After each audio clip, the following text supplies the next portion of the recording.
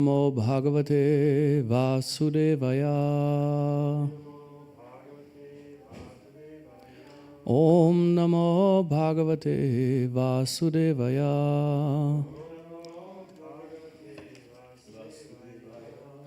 Narayanam Namaskritya Naram Jevam Narotamam Devim Saraswatim Vyasam Tato Jayam Mudirayet Nasta Pareshu Bhatrishu Nityam Bhagavata Sevaya Bhagavati Uttama Shloke Bhaktir Bhavati Naishtiki.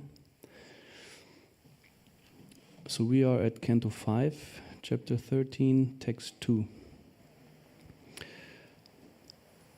Yasyam ime shan naradeva dasyavaha sartam vilumpanti kunayakam balat gomayavo yatra haranti sartikam brahmatam avishya yathoranam vrikaha yasyam ime sannaradeva dasyava yasyam ime sannaradeva dasyava sartam vilumpanti kunayakam balad sartam vilumpanti kunayakam balat gomayavo yatra haranti sartikam gomayavo yatra haranti sartikam pramattam avishya yatoranam vrikaha brahmattam avishya yatoranam vrikaha yasyam ime sannaradeva dasyava sartam vilumpanti kunayakam balat gomayavo yatra haranti sartikam pramattam avishya yatoranam vrikaha.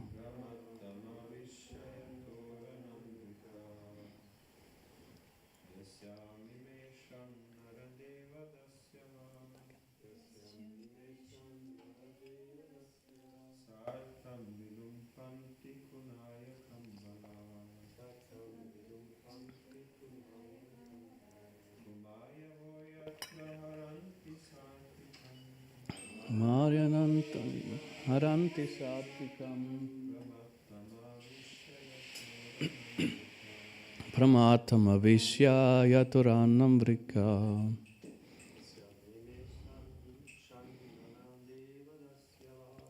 syam ime sannaradeva dasyava sartam vilumpanti kunayakam balad gomayavo yatra haranti sartikam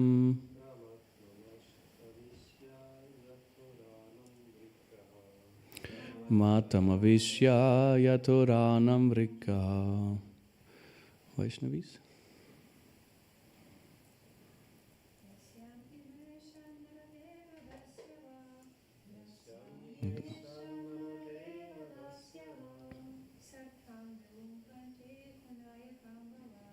Sartam vilumpanti kunayakam balad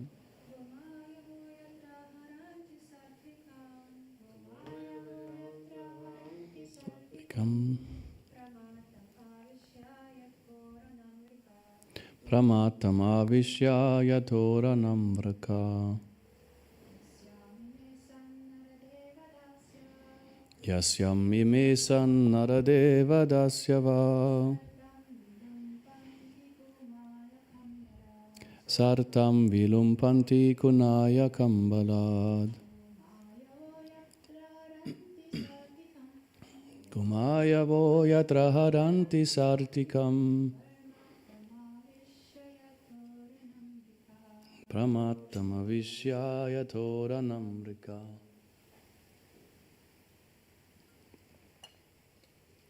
Yasyam, in which? In the forest of material existence. Ime, these. Shat, 6. Naradeva, O king. Dasyavaha, the plunderers.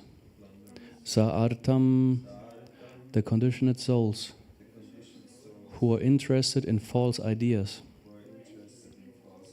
Vilumpanti, plunder, regularly taking away all the possessions. Kunayakam, who are always misguided by so-called gurus or spiritual masters. Balad, by force. Gomayavaha, exactly like foxes. Yatra, in which forest? Haranti, they take away. Sa'artikam, the conditioned soul, who is seeking material profits to maintain the body and soul. Pramatam, who is a crazy man, not knowing his self-interest. Avishya, entering the heart. Yata, just as. Uranam, nicely protected lambs. Vrikaha, the tigers. Translation and purport by Sri Prabhupada Ki Jai. O King Rahugana, in this forest of material existence, there are 6 very powerful plunderers. When the conditioned soul enters the forest to acquire some material gain, the 6 plunderers misguide him. Thus the conditioned merchant does not know how to spend his money, and it is taken away by these plunderers, like tigers, jackals, and other ferocious animals in the forest that are ready to take away a lamb from the custody of its protector. The wife and children enter the heart of the merchant and plunder him in so many ways. Purport. In the forest, there are many plunderers, dacoits, jackals, and tigers. The jackals are compared to one's wife and children. In the dead of night, jackals cry very loudly, and similarly, one's wife and children in this material world also cry like jackals. The children say, "Father, this is wanted. Give me this. I'm your dear son." Or the wife says, "I'm your dear wife. Please give me this. This is now needed." In this way, one is plundered by the thieves in the forest. Not knowing the aim of human life, one is constantly being misguided. The aim of life is Vishnu. Vidus na te vidhu svarta katim hi Vishnum. Everyone works very hard to earn money, but no one knows that his real self-interest is in serving the Supreme Personality of Godhead. Instead of spending money for advancing the Krishna consciousness movement, one spends his hard-earned money in clubs, brothels, liquor, slaughterhouses, and so forth. Due to sinful activities, one becomes implicated in the process of transmigration and thus has to accept one body after another. Being thus absorbed in a distressed condition, one never attains happiness. Om Ajnanatimirandasya Gnanjana Shalakaya Chakshuram Militam Yena Tasmai Shri Gurave Namaha Shri Chaitanya Manobishtam Stapitam Yena Bhutale Swayam Rupa Gadamayam Dadati Svabharantikam Jai Shri Krishna Chaitanya Prabhu Nityananda Shri Advaita Gadadhara Shiva Sari Gaura Bhaktarinda Hare Krishna Krishna Krishna Hare Hare Hare Rama Rama Rama Hare Hare Vagisha Yasya Vadhane Lakshmir Yasya Chavakshasi Yasya Dheridaye Samvit Tam Narasimham Maham Bhaje Pralada Ridayaladam Bhaktavitya Vidaram Sharatinduruchim Vande Parindra Vandaram Harim. O King Rahugana, In this forest of material existence, there are 6 very powerful plunderers. When the conditioned soul enters the forest to acquire some material gain, the 6 plunderers misguide him. Thus, the conditioned merchant does not know how to spend his money, and it is taken away by these plunderers. Like tigers, jackals, and other ferocious animals in the forest that are ready to take away a lamb from the custody of its protector, the wife and children enter the heart of the merchant and plunder him in so many ways. So maybe you have noticed that the word-by-word translation says a few things that then don't show up in the verse translation at all. Like the misguided part, like he says, are always misguided by so-called gurus or spiritual masters. Find it's also actually a relevant thing. Here the verse particularly highlights the misguidedness by direction of life and by family members. And then also exactly like foxes. The fox is not explicitly mentioned in the verse translation, but in the word by word. And the jackal in particularly is there. Everyone has an image of a jackal. They're a bit like dog-like little creatures, and they have these huge ears. And they make also like they have a long, how to say Schnauze in English? I know that. Snaps. Snout. Snout. Yeah. And they can make this like the sounds. They really like they howl in a sense. You know, the jackal is often used in some metaphors. And let's reflect a bit upon that. Here now in this chapter, Jada Bharat uses analogies. In the chapter before, and I think that's relevant, he was very direct with King Rahugana in terms of addressing him as a person specifically in the situation that was happening. So he criticized him with very sharp words, how he is very cruel, heartless, because he exploits his servants like slaves. He doesn't pay them to people who have to carry the palanquin and so on. So he very strongly shows him the mirror and says, it's ridiculous. At the same time, also the word here is used, Naradeva, here it's a king, but it means the protector of the citizens also. It's practically the representative of the Supreme Lord. And he says, you exploit them, you treat them like slaves, at the same time you think you are their protector. That's ridiculous. So he clearly, he cuts through his illusion of, I'm actually a very great personality. And why do the sages do that? They want to sober up the intoxicated conditioned souls, that are intoxicated by power, by false prestige, by illusion, that I'm some very elevated, special person. And now he gets more into analogies, and I think it goes more a bit into a also inner, deeper illusion that is maintained by the conditioned soul.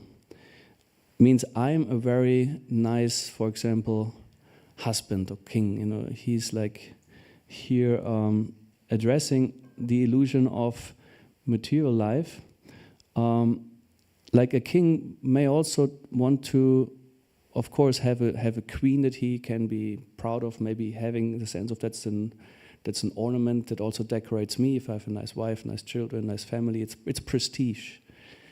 You can see also that often many families, they're concerned with like, my children, how do they become? Then also, whom do they marry or not? Like it's always about having a good status, in life. And so that's a concern of material life.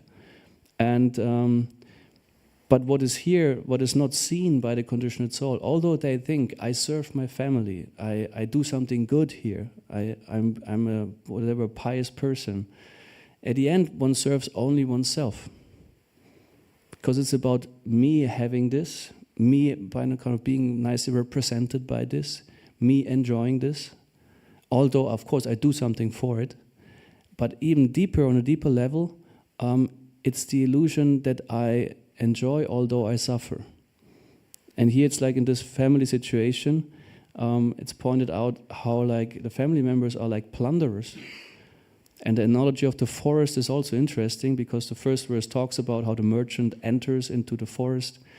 And the forest represents the material existence, which is a forest which is very dense, and particularly if it's dark. There's so many dangers, you can get lost. And darknesses relate to ignorance and light to knowledge. And if a soul is more and more into ignorance, into the tamoguna, life becomes a very fearful situation. We all know that. We have fears in so many ways. One part of the fears is about the unknown. I cannot predict what's happening, what will happen. Am I safe? Will I be taken care of? Many people have existential fears nowadays. That's the forest of material nature. There's so many things we don't see. Also in the verse before, it was stated like the conditioned soul always sees only the fruits of activities. We don't see all the workings of karma and how things, go on. So that's a very problematic situation. And in the purport, Srila Prabhupada makes two major points. One is like criticizing the illusion of material existence, and then pointing out what's the actual aim of life. What is the actual benefit? Because that's what Bhagavatam is about, to awaken the souls to their actual self-interest. Because also in the word-by-word translation, it is said, Pramatam, who is a crazy man not knowing his self-interest. That's actually madness if you don't know who you are and what you're actually supposed to, what's your aim in life. And I think here important is to remind us of the distinction between Grihasta and Grihamedi, because this verse addresses actually the Grihamedi mentality. Because I think it would be very dangerous also if devotees start to think in this way, viewing their wife and child as a jackal. Usually when we use, also in our culture, but in any culture it is, when you use animal analogies or you designate someone as with some animal name, usually it's something insulting. It's something down-putting. Like, you pig, whatever you say. And here's the jack. Because it highlights certain animalistic qualities that are despicable. So here the Bhagavatam does that. It's important to remember the Bhagavatam addresses different people in different contexts. The speakers do not always relate to this exact same audience. Some cantos speak more to the brahmacharis, some more to the grihastas, some more to the vanaprasthas, some more to the sannyasis. And in the fifth canto is also quite a lot. It's addressing the sannyasi, and the language is often more drastic, or sometimes a bit more encouraging regarding the same topics, because people are in different levels of consciousness for once, but also in different life situation and contexts. I think this has to be always remembered, to not just try to apply one shloka always on different contexts in the same way. There's always differentiation needed. And we might shortly relate to, or refer to, what is said in the second canto of the Srimad Bhagavatam, because when the actual conversation starts between Parikshit Maharaj and Shukadev Goswami, he asks two essential questions. He says, what is the duty of a human being while being alive, or while being in the middle of life, and while approaching death? And then the chapter ends with Parikshit Maharaj asking actually one of the essential philosophical questions, what should I do? He phrases it differently, but essentially it's about what activity should one perform, where should one aim one's endeavors toward, And then also in the Bhagavatam we hear the shlokas later on, like the greatest beneficial activity for human being is the one by which he attains loving devotional service of the Lord, because that's the highest benefit for the soul. So here in Srimad Bhagavatam, second canto, first chapter, verse 2, it is said, Shrotavyadini Rajendra Nirinam Santi Sahasrashaha Apashyatam Atma Tattvam Griheshu Grihamedinam. Those persons who are materially engrossed, being blind to the knowledge of ultimate truth, have many subject matters for hearing in human society, O Emperor. So Srila Prabhupada writes, in the revealed scriptures there are two nomenclatures for the householder's life. One is Grihasta and the other is Grihamedi. The Grihastas are those who live together with wife and children, but live transcendentally for realizing the ultimate truth. So in King Rahugana's case, it was not like that. He was on this false ego platform thinking himself to be simply the owner, enjoyer. Although he was inclined to wisdom, but he was not exactly. That was called here a Grihasta. The Grihamedis, however, are those who live only for the benefit of the family members, extended or centralized, and thus are envious of others. The word Medi indicates jealousy of others. I think that's very important characteristics, And there's also interesting, there's some verse stating someone who does not really attend to one's personal self-interest, not dedicating some time and effort to spiritual realization, is even envious of his own self. Maybe you remember that shloka somewhere, yeah, but I don't know exactly where it was pointed. So that's important to have this distinction in mind when we also read such descriptions like in this verse today. The Grihamedis, being interested in family affairs only, are certainly envious of others. Therefore, one Grihamedi is not on good terms with another Grihamedi, and in the extended form of on community, society, or nation, is not on good terms with another counterpart of selfish interest. That's also relevant, the selfish interest, because here in family life, there's also the conception of love, of course.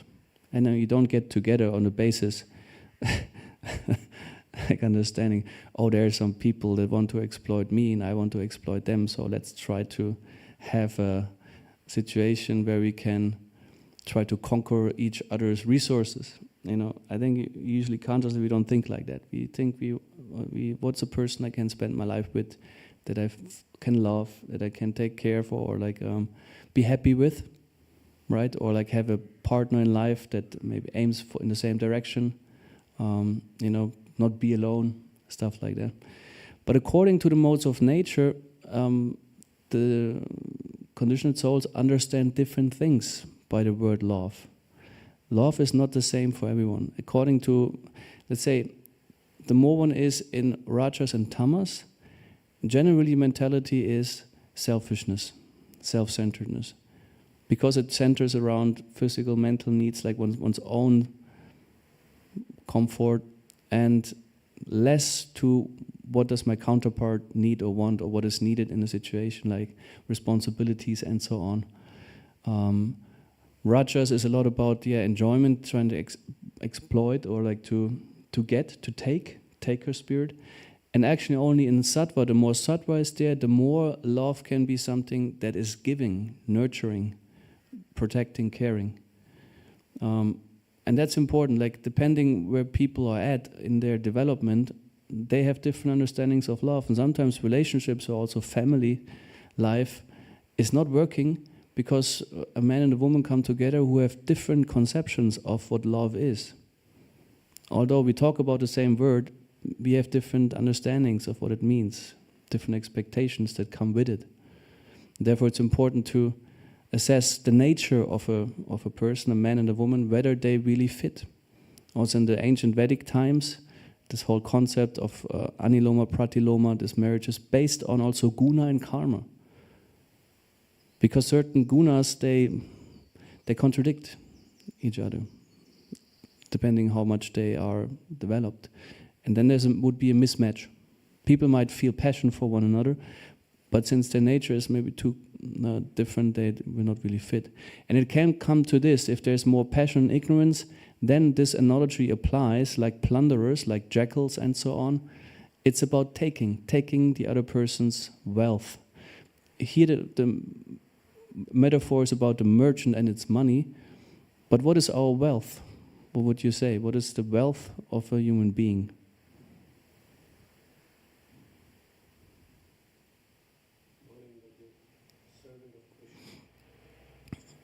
Okay, knowing that you're a servant of Krishna, if you know that, yes, then you can have it as a wealth.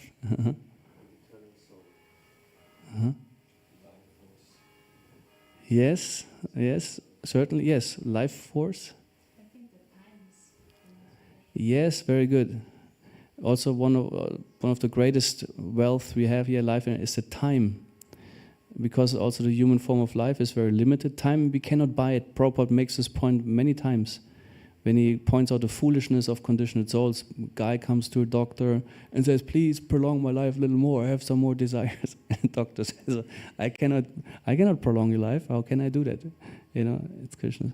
So that's in our wealth, and also in the human form of life, it is said, develop consciousness. That actually only the human form of life is very suitable for self-realization.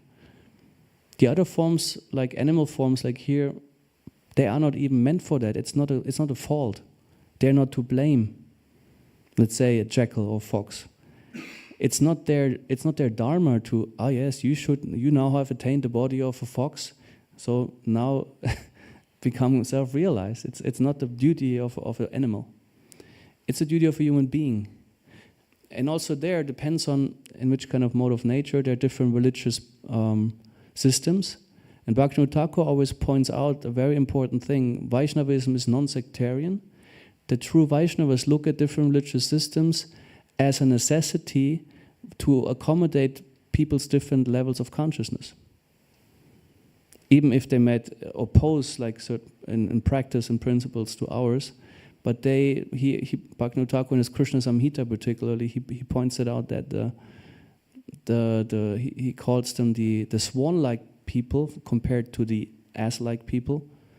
They look at it like this. They don't condemn or like reject. They see, this is meant for these people based on their level of consciousness. Like the Bhagavatam also does. It speaks to different people on different levels of consciousness. And therefore expect sometimes certain things or encourages certain things. So, yes, the Vaishnavas are Grihastas, essentially. They should not view their spouses in this animal way, unless, of course, if the behavior is there, well, you may, if the mentality is there, if the consciousness, but usually it's about we get together, we partner up to become Krishna conscious. And of course we take care of each other's needs as much as possible and try to have an understanding for each other's nature, but like to be caring and nurturing, protecting. That would be the mentality the man and the woman should have toward each other. It's interesting, also the woman protects the man. Often it's like we see, the man, like, we have the duty to protect, and support, which is true. At the same time, in the third canto, Kashyapa Muni points out, like, he compares the wife to Festung? Fort.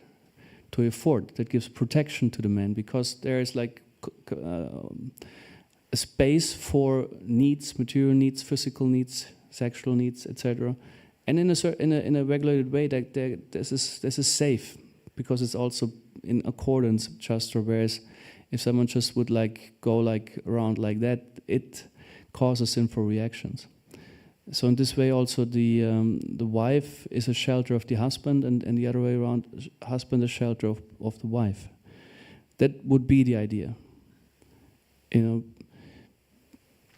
therefore also the wife is more addressed in some places as Devi by the husband, and like the husband is seen as Deva, as God and Goddess, because it relates to the original couple, Lakshmi Narayan. Actually, that's the whole principle.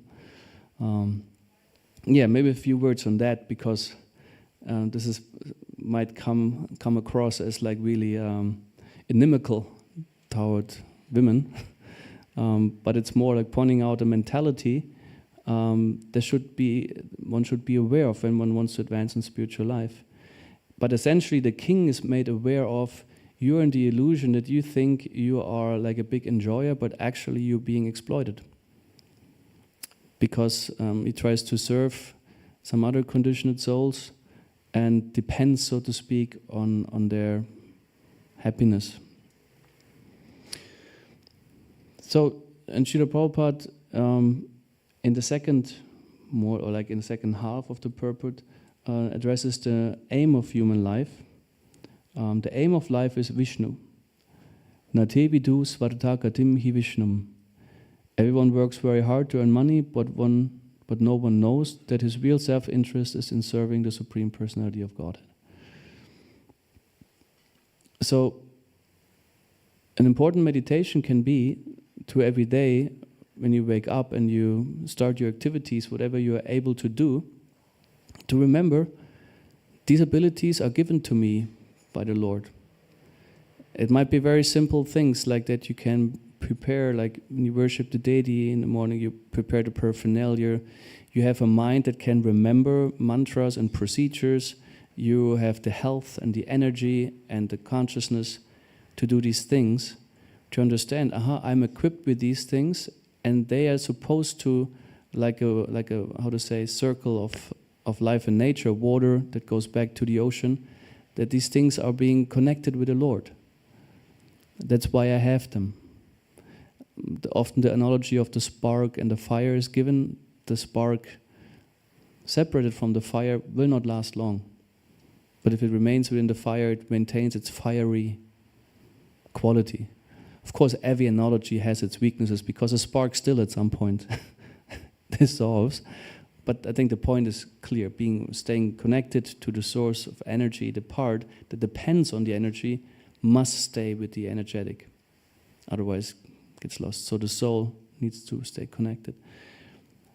So that all the endeavors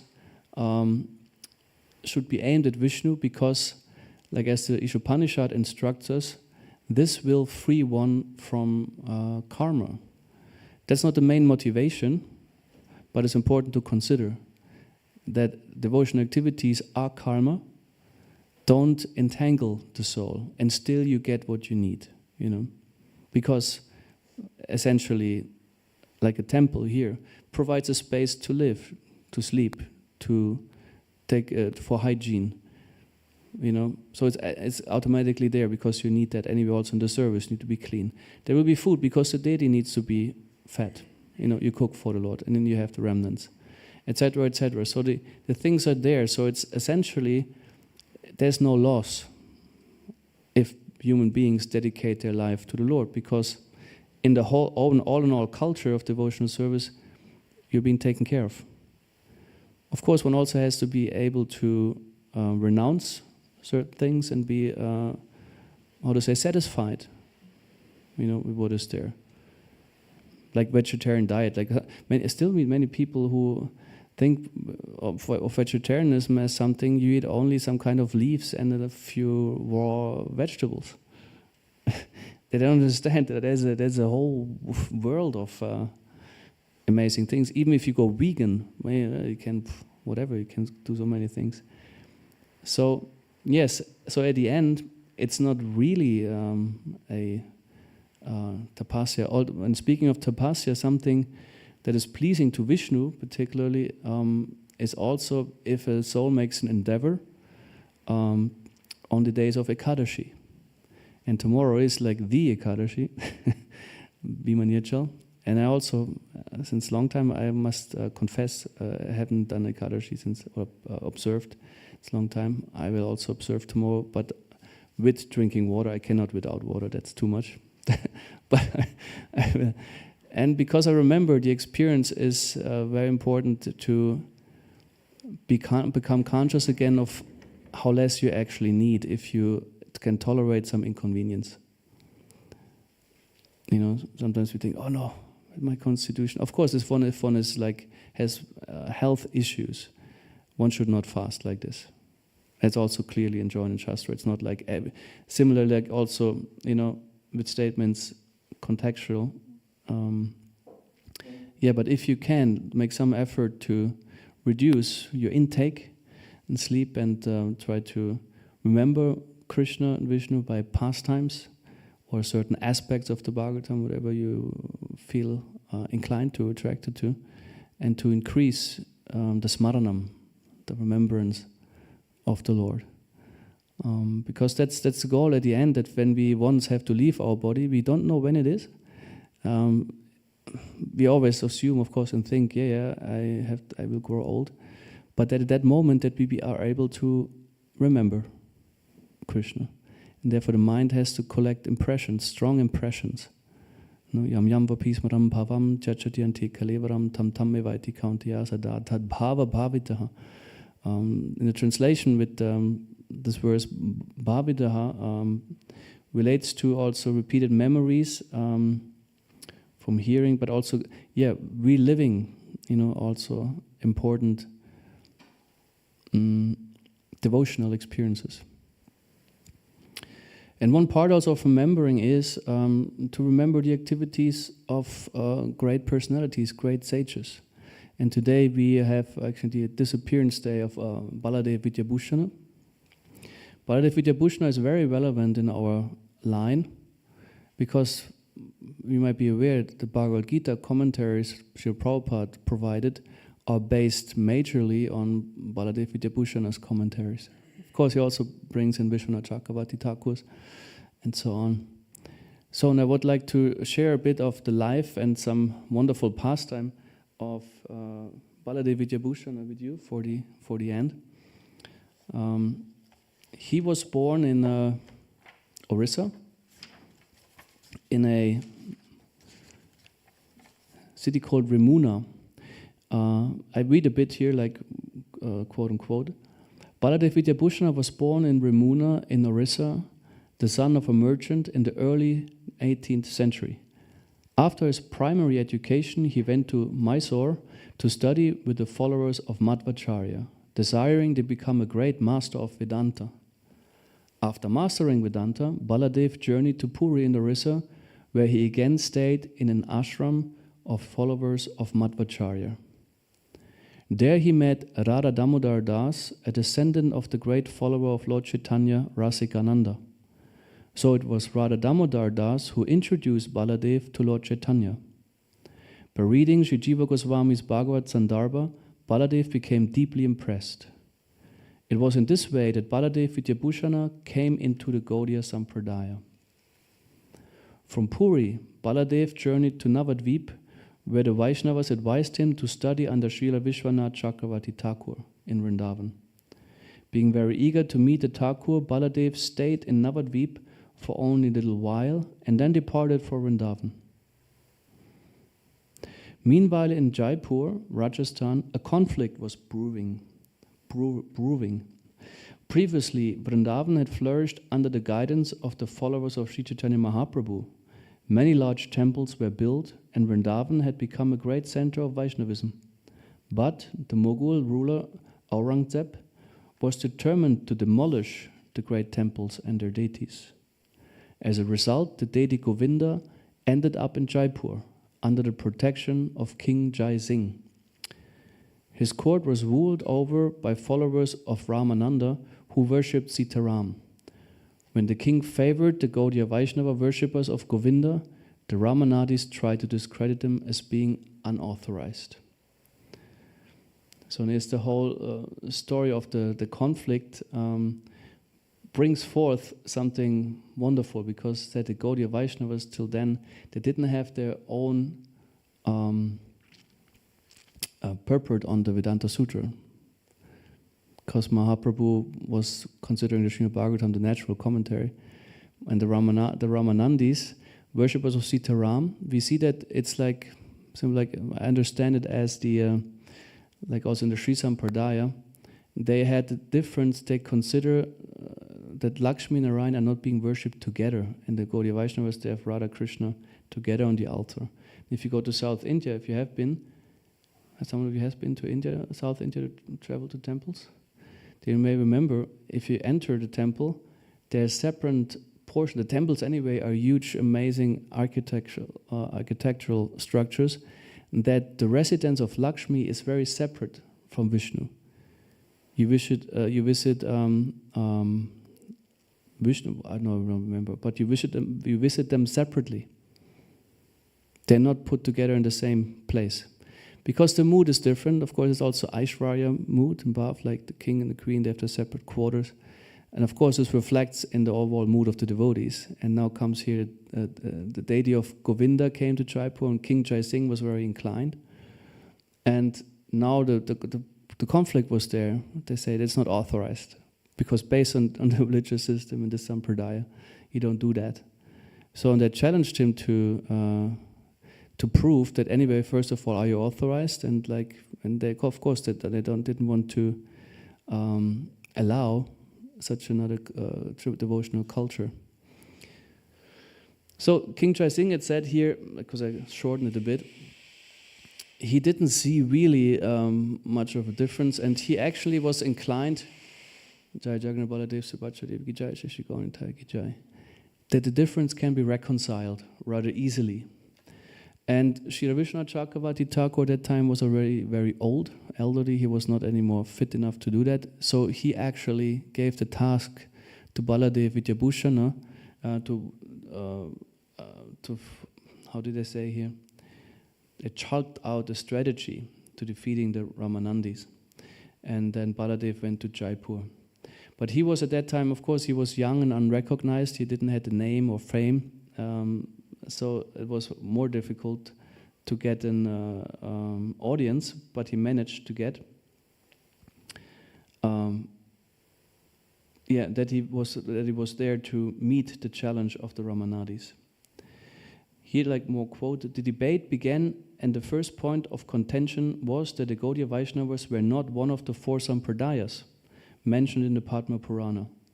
Baladev then explained how he had been initiated in the Madhva Sampradaya, but was now studying the Srimad Bhagavatam under the guidance of Gaudiya Vaishnavas. The Ramanandis then insisted that Baladev must argue on the basis of Madhva's commentary on the Vedanta Sutra. Baladev knew that this would pose a problem because the commentary would not support the worship of Radha and Krishna.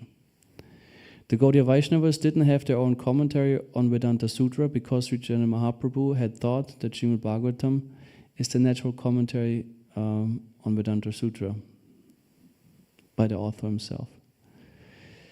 Therefore, Baladev was convinced that he must compose his own commentary. He said, "I will show you our commentary, let me go and bring it." The Ramanandis replied, "All right, send it to us." But Baladev said, "That won't be immediately possible because I need a few days to write it." So he said, "I'm just going to write a commentary on the Vedanta Sutra." It's a very fascinating pastime, right? Like And the Ramanadis were astonished. Who could write a commentary on Vedanta Sutra in a few days? King Chai Singh interjected, "Prepare your commentary and then inform us." Baladev Vidyabhushana then went before the deity of Govinda and prayed for his mercy, begging him to empower him so that he could write a convincing commentary on Vedanta Sutra. So then he began to write, and it's mentioned here, some say it took him a month, others 7 days. And he called it then also Govinda Bhasya, because by the mercy of Govinda he could write the commentary, the Bhasya. And then he said, Baladev then spoke very eloquently and authoritatively, defeating all the objections put forward by the Ramanandis. Indeed, the Ramanandis could hardly put forward a refutation, and so King Chai Singh gave his verdict that the Gaudiya Vaishnavas and their method of worship was indeed authentic. Jai. And then Baladev Vidyabhushana returned to Vrindavan. And the book, this little biography is found in is like, because he also wrote a commentary or translation on the Sri Vishnu Sahasranam Stotram, the 1,000 names of Vishnu, like the section from the Mahabharata. It's also, I love to read it, to absorb it in the names and their meanings. I find it's a beautiful meditation that each name, gives you an image of something, that you can think of. Jai. So that would be from my side. Are there any? I will need this, huh? Baladev was writing commentary before Chaitanya appeared, right? I'm not sure. Baladev, because Baladev, he lived around like 18th century. So he was introduced, of course, to the followers of Chaitanya Mahaprabhu. He was a disciple of Sri Vishwanath Chakravarti Thakur. And so, Oh, so he wrote it after. He was later. He was later, yes. He was I never know that. I don't have the exact dates of the year, but around 18th century, like 1700 something till... But wasn't the conclusion like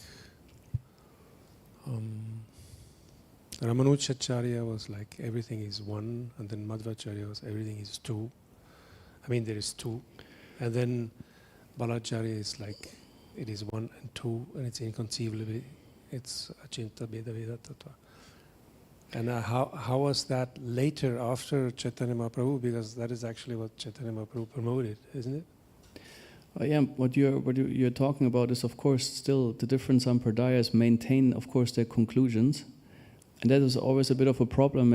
I don't have the exact. I'm too less conversant with Madhvacharyas, like particular points, but there's some points that are still a bit of a philosophical apparent like contradiction. How I don't have them in mind now, but yeah, Ramanuja, like, of course, was in the Sri Sampradaya. In the Gaudiya Vaishnavas, like, yeah, in the four sampradayas there might be, of course, some differences in conclusions.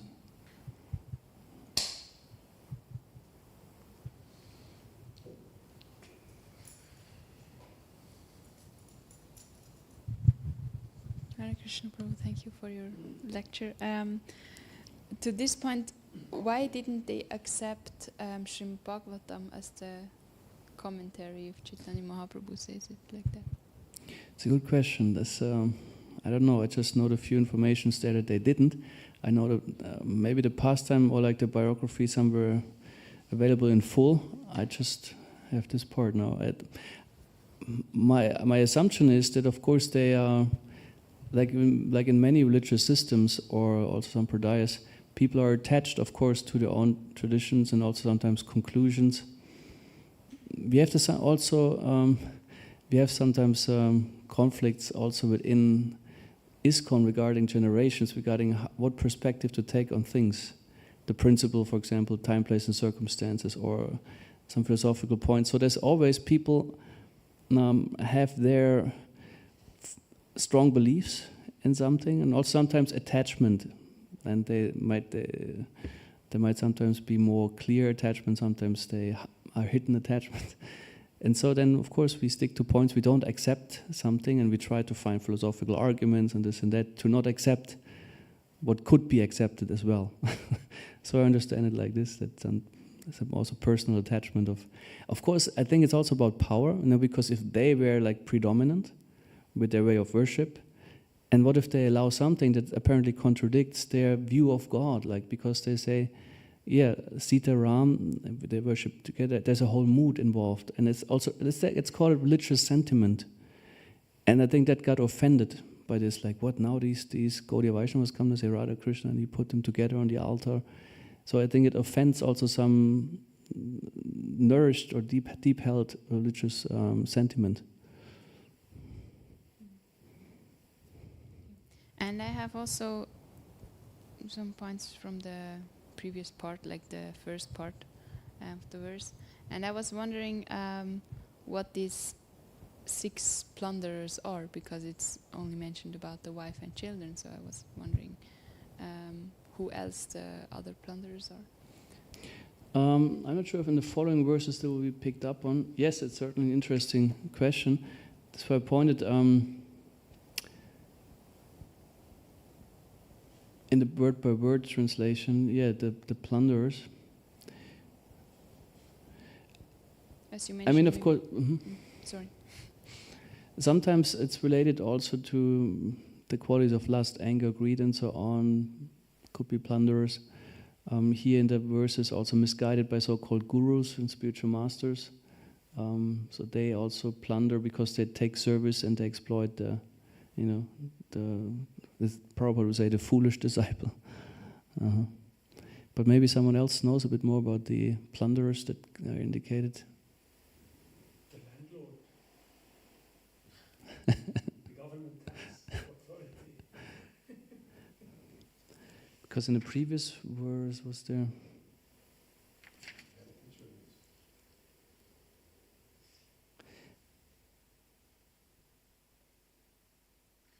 Yeah, perhaps. Again, maybe another speaker will know a bit more about it. Can you elaborate a little bit more on Grihasta and Grihamedi? You have something specific in mind? Elaborating more on Grihasta and Grihamedi? You have something specific in mind? I mean, I think the essential difference that is also highlighted, like in the purport as we were reading, is that the aim of life then, or like the aim of the activities, the central idea of the Griha.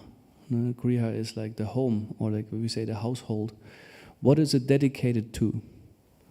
And like the Vaishnavas, or like the Grihastas, they feel being guests in Krishna's home. It's actually Krishna's home. You have an altar there, and you worship the Lord, and you invite guests, ideally, or like if you have family, then you of course try to have a Krishna conscious family life. And like it's about, I don't own the place. It's Krishna's property or his, and I'm a guest. I serve him in this capacity. He gave me this, and I use it in service to him. And Grihamedi means it's mine. It's my place, and even if there would be a deity, the deity is my guest.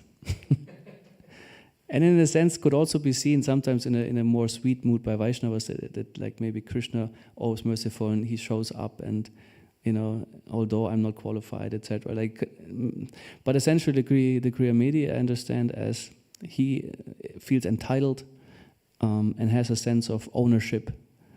Also toward his family members, it's explained that the conditioned soul, for example, the father, he considers his wife and children extensions of his own false ego. That's how it works, the ahankara principle. That's my wife and my children, but it's also the other way around. The wife thinks that's my husband, that's my children. And the children think, everyone thinks based on the false ego, that's me, I am that, and that's mine. So, because therefore also there's claim. Let's say the parents often want their children to become something they wish for them, and sometimes they think it's selfish, we just want your best. But actually also behind that there might be, I want you to be something I identify with, or something I wasn't able to do, stuff like that. And they might project their own needs and wishes on the children or family because they think it's like me, it's mine, you're mine, you're supposed to do what I want you to do. Instead of supporting the idea, okay, Krishna gave me a child here or a partner, and they are already what they are. And maybe my part is to help, support, and nurture them in a way that they can grow and develop spiritually. So I serve them in their development, but not try to make them according to my taste. I think that's an essential difference in mentality that the Grihasta, or like the Grihamedi, from self-centeredness, selfishness, to more selfless support and service. That you don't, that you want to actually somehow or other be a tool in Krishna's service. And the Grihamedi wants to use the others as tools for his own service. That's what I would understand from this distinction. Is that okay? That was very good, thanks. Thank you.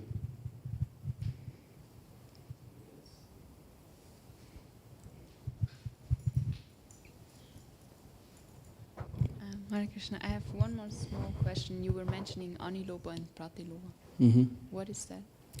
These are like two concepts of how to say suitable, or like there's sometimes different wordings used, authorized and unauthorized marriages. Now let me think if I get the terms right. What is Aniloma, Pratiloma? It's based on the Varna ashram system. For example, it is said that they, like a certain man from a certain Varna, like a Brahmana man, can also marry a Kshatriya woman. This is, for example, it's in a case like Kardama Muni and Devahuti.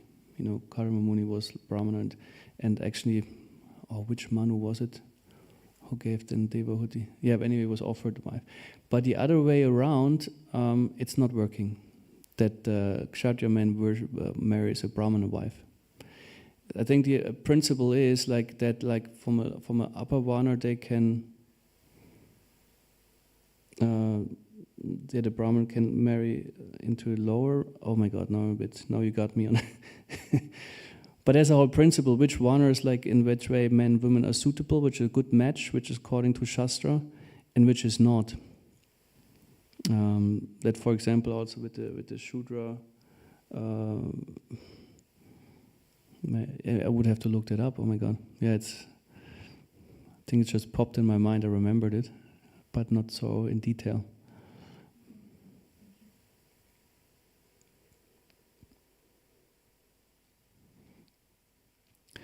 Thank you very much. Grantarchya Bhagavatam ki jai, Shri Prabhupada ki jai.